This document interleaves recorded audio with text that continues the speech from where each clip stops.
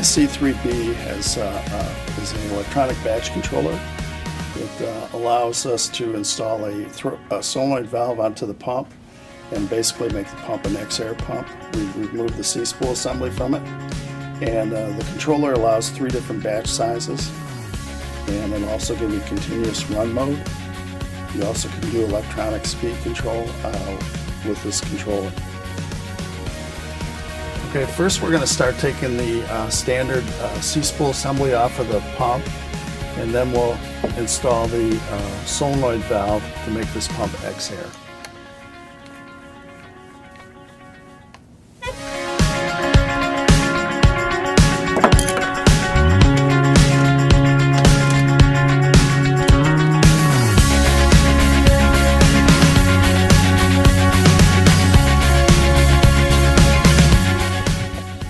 Now, if you notice, our batch controller gives us 3 different settings. We have a batch 1, 2, and a 3. And basically all you're putting in is a preset count to get to your shot size that you need. And depending on the number of counts and depending on the pump size will vary your shot size naturally.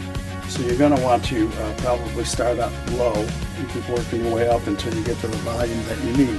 I have it set up right now on batch 1, and typically the first shot, since this is a suction lift application, the pump could be dry, so the first shot will be off.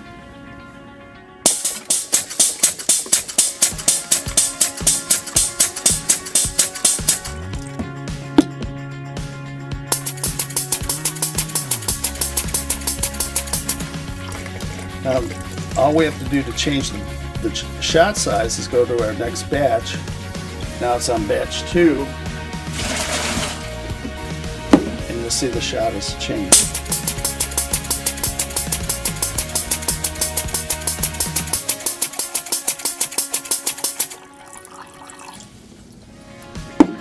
This batch controller will give you plus or minus 5% accuracy.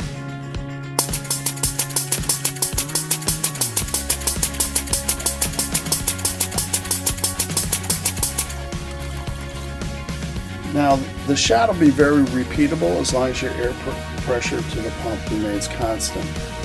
As you can see, from one shot to the next, if I adjust the air pressure up, you'll see the shot size has changed. So let's go ahead and try that at about 35 psi, and then we'll bump it up to about 50, and you'll see the shot will change in the second shot.